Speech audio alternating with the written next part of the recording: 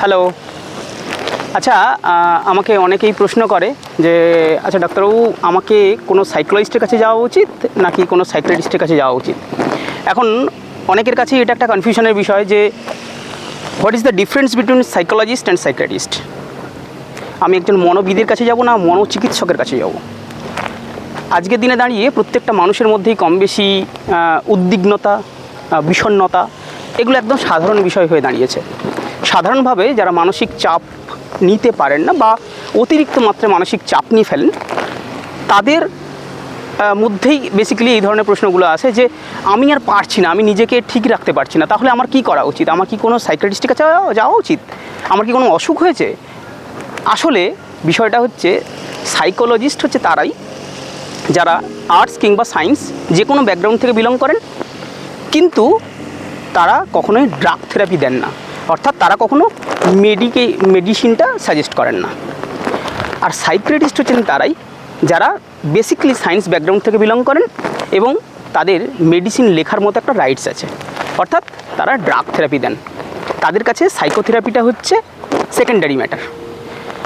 এবার আজকের দিনে একটা মানুষ, সে যদি সাধারণভাবে কোনো মানসিক চাপের মধ্যে থাকেন, সাধারণভাবে কোনো মানসিক অসুখে ভোগেন, যেটা কেবলমাত্র কাউন্সেলিংয়ের মাধ্যমে বা কোনো সাইকোথেরাপির মাধ্যমে সম্ভব, তাহলে অবশ্যই আপনাকে একজন সাইকোলজিস্টের পরামর্শ নিতে হবে বা সাইকোলজিস্টের সঙ্গে কথা বলতে হবে।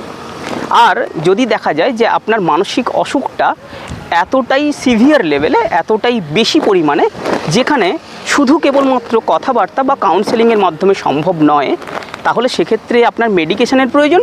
আপনাকে অবশ্যই একজন সাইকিয়াট্রিস্টের সঙ্গে পরামর্শ করা উচিত।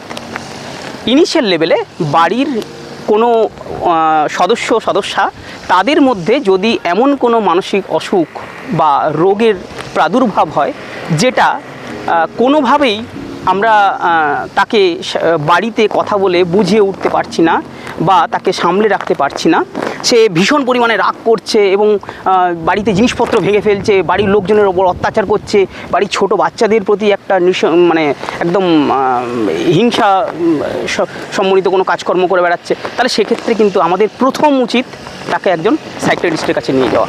যে সাইকিয়াট্রিস্ট তাকে মেডিকেশন দেবেন, তিনি ড্রাগ থেরাপি দেবেন, তারপরে তার কাউন্সেলিংয়ের প্রয়োজন আছে, তারপরে সাইকিয়াট্রিস্ট যদি মনে করেন তাকে একজন সাইকোলজিস্টের কাছে পাঠাবেন, রেফার করবেন। আর সাইকোলজিস্টের কাছে আমরা তখনই যাব যখন আমাদের ইনিশিয়াল লেভেলে একজন মনোবিদের প্রয়োজন, যার সঙ্গে কথা বলে আমরা জানবো যে আমাদের আসলে সমস্যাটা কোথায়। তিনি বেশ কিছু সাইকোমেট্রি করে বা বিভিন্ন টেস্টগুলো করে, পেপার পেন্সিল টেস্ট করে দেখবেন যে আসলে সত্যিকারের আমার মধ্যে সেরকম কোনো সমস্যা আছে কি না। আমাদের অধিকাংশ ক্ষেত্রে দেখা যায় যে কোনো সমস্যাই হয়তো নেই, কিন্তু আমরা কোনো সাইকিয়াট্রিস্টের কাছে যাচ্ছি। তো সেটা না করে ইনিশিয়াল লেভেলে আপনার উচিত একজন সাইকোলজিস্টের সঙ্গে পরামর্শ করা। উনি দেখে নেবেন যে সত্যিকারের আপনার সেরকম কোনো সমস্যা আছে কি না। যদি সমস্যা থাকে, ডেফিনেটলি সাইকোলজিস্ট উনি আপনাকে সাইকিয়াট্রিস্টের কাছে রেফার করবেন। আজ এইটুকুই। আরও বিস্তারিত জানার জন্য আমার ভিডিওটি অবশ্যই ফলো করবেন। Thank you.